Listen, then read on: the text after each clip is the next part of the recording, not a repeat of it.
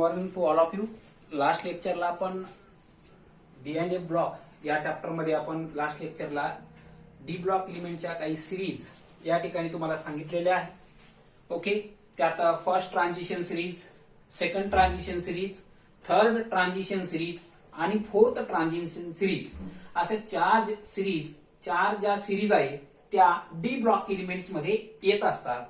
तर त्यातलं एक जी सिरीज आहे फर्स्ट ट्रान्झिशन सिरीजलाच आपण 3D सिरीज एलिमेंट म्हणतो, की जो स्कॅन्डियम पासून झिंक पर्यंत असतो.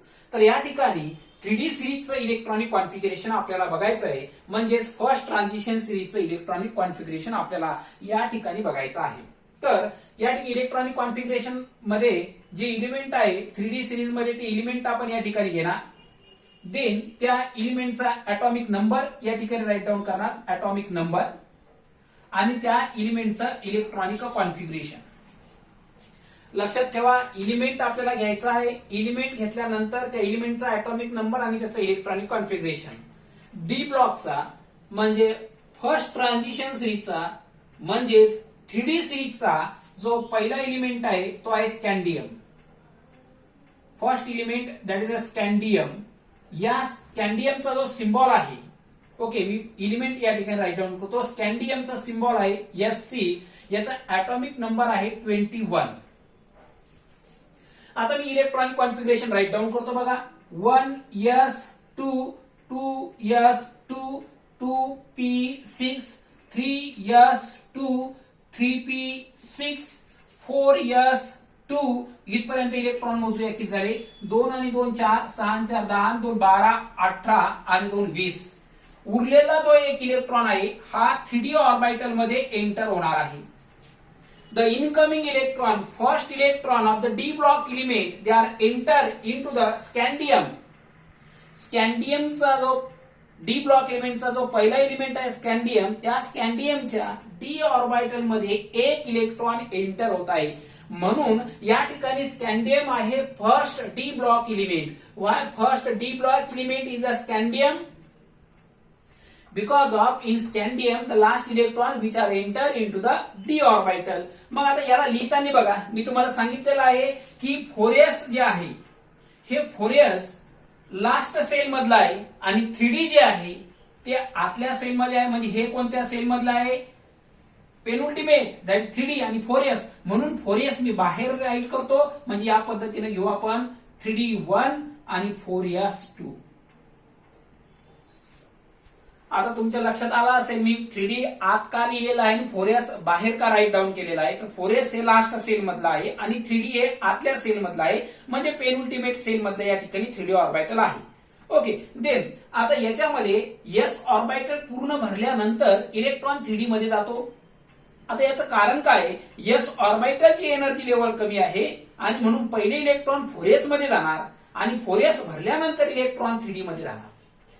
4s अगोदर का आलं, 3D नंतर का आलं? कारण की पहिले 4s जी एनर्जी आहे 4s ऑर्बिटलची एनर्जी कमी आहे. म्हणून पहिले ते ऑर्बिटल फिलअप झाल्यानंतर entering electron they are enter into the D orbital here. So या ठिकाणी आपण आता बघा 1s2 2s2 2p6 3s2 3p6 here. Okay, तुम्हाला माहित आहे 2 8 आणि 8 असं आपण इलेक्ट्रॉनिक कॉन्फिगरेशन राईट डाऊन करत असतो. इथपर्यंत इलेक्ट्रॉनिक कॉन्फिगरेशन सर्वात जास्त स्टेबल आहे. This is the more stable electronic configuration here. 2 आणि 8 10 18 म्हणजे हे जे इलेक्ट्रॉनिक कॉन्फिगरेशन आहे इथपर्यंत हे जास्त स्टेबल आहे. आणि हे कशासारखं आहे? ऑर्गॉन सारखं आहे. म्हणजे इथपर्यंत जे इलेक्ट्रॉन्स आहे they are not taking part in to the chemical bond formation. हे इलेक्ट्रॉन कोणत्याही केमिकल बॉन्ड फॉर्मेशन मध्ये भाग घेत नाही. कारण हे जे इलेक्ट्रॉन्स आहे हे ऑर्गॉन सारखे आहे, स्टेबल इलेक्ट्रॉनिक कॉन्फिगरेशन आहे. मग बॉन्ड फॉर्मेशन मध्ये कोण भाग घेणार? 3D1 4s2. काय सांगू राहिलो आलो लक्षात? की जे इथपर्यंत जे इलेक्ट्रॉनिक कॉन्फिगरेशन आहे this is the argon electronic configuration here. म्हणून मी याला लिहित असताना असंही लिहू शकतो, ऑर्गॉन म्हणजेच ऑर्गॉनचं ही इलेक्ट्रॉनिक कॉन्फिगरेशन इथपर्यंत स्टेबल आहे. आणि त्याच्या बाहेर मी लिहिणार 3D1 आणि 4s2. बघा, सगळ्यात महत्वाचा पॉइंट या ठिकाणी 4s भरल्याशिवाय इलेक्ट्रॉन 3D मध्ये जाणार नाही. कारण नंबर 1 की 4s ची एनर्जी कमी आहे. बरोबर आहे. नंतर 4s भरल्यानंतर इलेक्ट्रॉन 3D मध्ये जाणार आहे. दुसरा महत्वाचा पॉइंट की इथपर्यंत जे इलेक्ट्रॉनिक कॉन्फिगरेशन आहे ते ऑर्गॉनचं आहे, ते मोर स्टेबल आहे, ते केमिकल बॉन्डिंग फॉर्मेशन मध्ये भाग घेणार नाही आहे. म्हणजे कोणती इलेक्ट्रॉन पार्टिसिपेट होणार आहे 3d1 आणि 4s2 3d ऑर्बिटल मधले आणि s ऑर्बिटल मधले इलेक्ट्रॉन पार्टिसिपेट होणार आहे. म्हणून मी या ठिकाणी इलेक्ट्रॉनिक कॉन्फिगरेशन लिहित असताना स्कॅन्डियमचं ऑर्गॉन 3d1 आणि 4s2 या पद्धतीने राईट डाऊन करणार आहे. लक्षात ठेवा कन्सेप्ट महत्वाचा आहे. इथपर्यंत ऑर्गॉनचं आहे, याच्यानंतरचं 3d1 4s2 या पद्धतीने राईट केलेलं आहे. This electron not taking part in the bond formation. या मग आता बघा डी ऑर्बिटल किती असतात 5. तर सर्वांना माहिती आहे डी ऑर्बिटल ह्या 5 असतात 4s2. So I will write the D orbital 5d orbital here. 1 2 3 4 and 5. 3d मध्ये 1 आणि या 4s2 मध्ये किती रे 2. ओके लक्षात. तर स्कॅन्डियम नंतर दुसरा जो एलिमेंट आहे टिटॅनियम. टिटॅनियमचा ऍटॉमिक नंबर आहे 22. बघा इथं मी परत लिहिणार ऑर्गॉन. का लिहिणार हे तुम्हाला माहित आहे.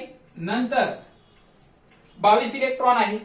मग ह्या 18 आणि 4s मधले 2, 18 आणि 2 20, उरले 2 इलेक्ट्रॉन म्हणजे डी ऑर्बिटल मध्ये किती येणार आहे 2. मग या ठिकाणी 3d ऑर्बिटल या पद्धतीने आपण राईट डाऊन करायचं आहे. 5 डी ऑर्बिटल असतात ह्या. 2 इलेक्ट्रॉन पहिले सिंगल भरायचे according to the Hund's rule here. Then 4s2. Then काय लिहायचं रे 4s2 हियर. देन आता टिटॅनियम नंतर थर्ड आहे vanadium with atomic number 23. Argon घ्यायचा आपल्याला. देन ऑर्गॉन मध्ये आता 3d ऑर्बिटल सक्सेसिव्ह भरत जाणार आहे. 3d3 लक्षात द्या. डी ऑर्बिटल मध्ये 3 इलेक्ट्रॉन आहे आणि 4s2 मध्ये 2 व्हॅनेडियमच्या.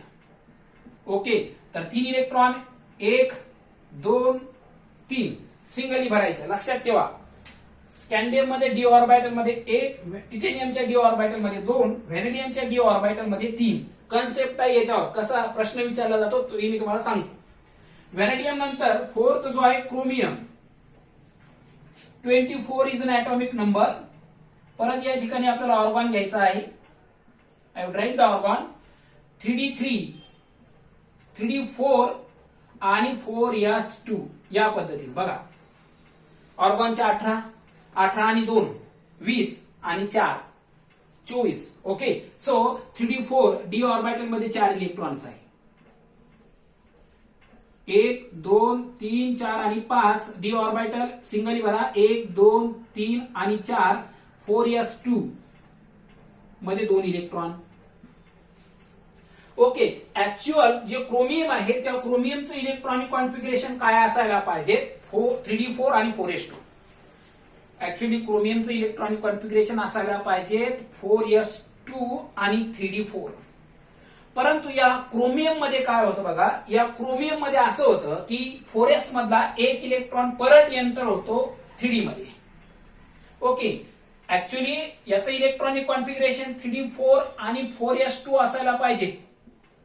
परंतु या 4s मधला 1 इलेक्ट्रॉन या डी ऑर्बिटल मध्ये मायग्रेट होतो. बघा 4s मधला क्रोमियमच्या केसमध्ये ऍक्च्युअली इलेक्ट्रॉनिक कॉन्फिगरेशन जे नॉर्मल इलेक्ट्रॉनिक कॉन्फिगरेशन जे आपण म्हणतो. नॉर्मल म्हणजे 1 2 3 4 याला आपण नॉर्मल इलेक्ट्रॉनिक कॉन्फिगरेशन म्हणतो. तो अशा प्रकारचा असायला पाहिजे. परंतु या क्रोमियम मध्ये 4s मधला 1 इलेक्ट्रॉन या व्हॅकंट डी ऑर्बिटल मध्ये मायग्रेट होतो आणि या व्हॅकंट डी ऑर्बिटल मध्ये मायग्रेट झाल्यानंतर हा होतो 3d5 आणि हा होतो 4s1. मग आता 3d5 झालं. डी ऑर्बिटलची कॅपॅसिटी 10 इलेक्ट्रॉनची असते. 10च्या निम्मे किती झाले 5. मग या डी ऑर्बिटल मध्ये किती इलेक्ट्रॉन आहे 5. 5ही सुद्धा काय आहे अनपेअर्ड आहे. म्हणजे ही डी ऑर्बिटल हाफ फिल्ड आहे. क्रोमियमच्या केसेसमध्ये जी डी ऑर्बिटल आहे ती हाफ फिल्ड आहे आणि half filled D orbital more stable असते. कारण काय या ठिकाणी in chromium case it shows the abnormal electronic configuration. ते ॲबनॉर्मल इलेक्ट्रॉनिक कॉन्फिगरेशन का दाखवतं? कारण to achieve the stability, half filled D ऑर्बिटलची स्टॅबिलिटी जास्त असते, म्हणून या ठिकाणी 4s मधला एक इलेक्ट्रॉन हा व्हॅकंट डी ऑर्बिटल मध्ये मायग्रेट होत असतो. लक्षात ठेवा. Chromium, why chromium shows abnormal electronic configuration? Because of the D orbital is the half filled, असं त्याचं उत्तर असेल. लक्षात ठेवा. आणि stability of the half filled orbital, half filled any orbital is more. Okay, लक्षात ठेवा. जो 5th एलिमेंट आहे क्रोमियम नंतर मॅग्नीज विथ ॲटॉमिक नंबर 25. परत इथं घेणार आपण ऑर्गॉन. देन 3d5, या 3d5 परत आपल्याला 3d5 या ठिकाणी घेतला आपण 3d5. आणि येणारा इलेक्ट्रॉन मॅग्नीज मध्ये, आता मॅग्नीज मध्ये जो येणारा इलेक्ट्रॉन आहे हा डी ऑर्बिटल मध्ये न येता तो 4s मध्ये जाणार, कारण की 4s भरल्याशिवाय इलेक्ट्रॉन डी ऑर्बिटल मध्ये येणार नाहीये. आणि दुसरा कन्सेप्ट काय? Stability of D orbital here, half filled. 1 2 3 4 5 आणि हे 1 आणि 2. बघा, क्रोमियमचं मी सांगितलं, क्रोमियम ॲबनॉर्मल इलेक्ट्रॉनिक कॉन्फिगरेशन दाखवतो, कारण डी ऑर्बिटल कशी असते? हाफ फिल्ड असते, आणि half filled any D orbital stabilities become more, म्हणून ॲबनॉर्मल दाखवतं. आता मॅग्नीज मध्ये येणारा इलेक्ट्रॉन डी ऑर्बिटल मध्ये यायला पाहिजे होता, तो 4s मध्ये का आला? कारण 4s भरल्याशिवाय इलेक्ट्रॉन डी मध्ये जाणार नाही. आणि दुसरं कारण आहे, हे डी ऑर्बिटल मोर स्टेबल आहे. दुसरं कारण, डी ऑर्बिटल मोर स्टेबल आहे. आणि दुसरी महत्वाची गोष्ट की 4s ची एनर्जी कमी आहे, कारण 4s भरल्याशिवाय इलेक्ट्रॉन डी मध्ये येणार नाही, असं मॅग्नीज मध्ये आपण या ठिकाणी सांगितलेलं आहे. ओके, मॅग्नीज नंतर नेक्स्ट आहे आयर्न विथ ॲटॉमिक नंबर 26 या ऑर्गॉन. बघा इथे येणार 3d6. आता s मध्ये इलेक्ट्रॉन जाणार नाहीये. 3d6 आणि 4s2 असं आपल्याला बघायचं आहे. 3d6 आणि 4s2. बघा, डी ऑर्बिटल या 5 असतात आणि 4s2. Okay, 4s2. Then D orbital मध्ये इलेक्ट्रॉन भरायचे पहिले आपल्याला सिंगली भरा. 1 2 3 4 आणि 5 उरलेले इलेक्ट्रॉनची पेअरिंग करा. हे झाले 6. आयर्नचं इलेक्ट्रॉनिक कॉन्फिगरेशन 3d6 4s2 हे आहे. ओके, सक्सेसिव्ह इलेक्ट्रॉन, येणारा इलेक्ट्रॉन हा डी ऑर्बिटल मध्ये काय होत चाललेला आहे? एंटर होत चाललेला आहे. These are the D block element. आणि तो इलेक्ट्रॉन कोणत्या ऑर्बिटल मध्ये एंटर होत चाललेला आहे? कोणत्या डी ऑर्बिटल मध्ये एंटर होत चाललेला आहे? 3d ऑर्बिटल मध्ये एंटर होत चाललेला आहे. म्हणून आपण त्याला 3d सिरीज असं म्हटलेलं आहे. एवढं लक्षात ठेवा. ओके, तर या ठिकाणी मॅग्नीज पर्यंत, मॅग्नीज आणि कॉपर, सगळ्यात महत्वाचा पॉईंट जो आहे की कॉपरचं इलेक्ट्रॉनिक कॉन्फिगरेशन ॲबनॉर्मल काय आहे हे तुम्हाला लक्षात ठेवायचं आहे.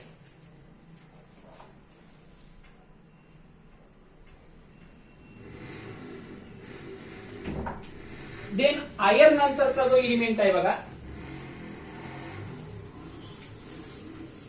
नेक्स्ट जो एलिमेंट आहे आयर्न नंतर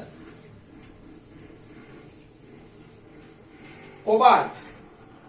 okay, cobalt, I will write the cobalt here.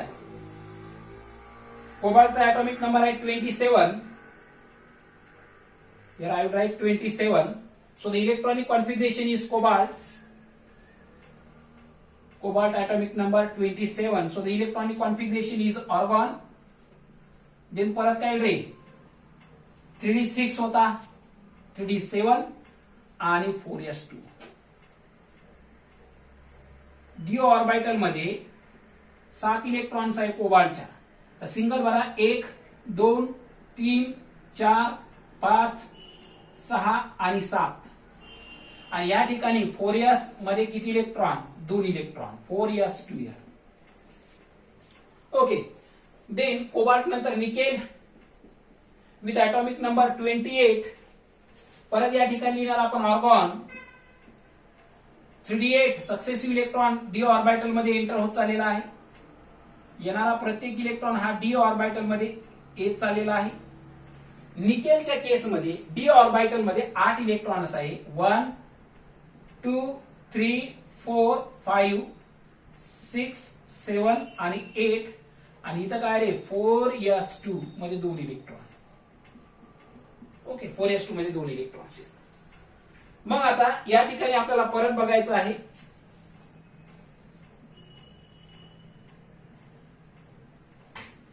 Nickel नंतर copper 29 is atomic number.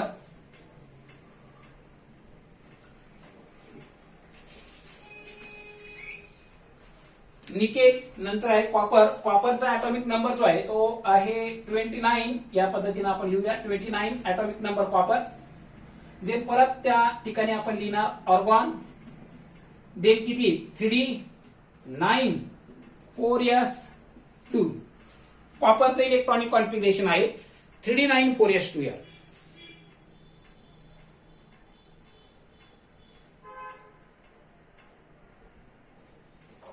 The electronic configuration of copper is 3d9 4s2. Copper घ्यायचा आपल्याला. atomic number of copper 29. Electronic configuration काय येईल सांगा. 3d9 4s2. 3d9 4s2 is the electronic configuration of the copper here. याला लिहिताना आपण थोडा अडीकडे लिहिणार म्हणजे आपलं copper. I will write here the copper 29, argon 3d9 and 4s2 here. 3d9 4s2 is the electronic configuration of the copper. So in a d orbital of the copper, जो कॉपरचं जे d orbital आहे याच्यामध्ये 9 electron is there. पहिले आपल्याला singly भरायचे आहे 1 2 3 4 5 6 7 8 9 and 4s2. Okay, this is the electronic configuration of the copper. कॉपरचं electronic configuration काय आहे 3d9 4s2. Normal electronic configuration. परंतु कॉपर मध्ये काय होतं बघा, या 4s मधला एक इलेक्ट्रॉन परत एंटर होतो d ऑर्बिटल मध्ये. जसं की आपण कॉपरच्या या क्रोमियमच्या केसमध्ये मी तुम्हाला सांगितलेलं आहे की क्रोमियमच्या केसमध्ये काय झालं की 4s मधला एक इलेक्ट्रॉन व्हॅकंट डी ऑर्बिटल मध्ये मायग्रेट झाला क्रोमियम मध्ये आणि डी ऑर्बिटल काय बनलं हाफ फिल्ड. तसंच या कॉपर मध्ये काय होतं, actually कॉपरचं electronic configuration 3d9 4s2 असायला पाहिजे. परंतु या 4s मधला एक इलेक्ट्रॉन या डी मध्ये जाणार आणि हे जे डी ऑर्बिटल आहे this D orbital become completely filled. म्हणून d9 न राहता 3d10 होणार आणि 4s1 होणार.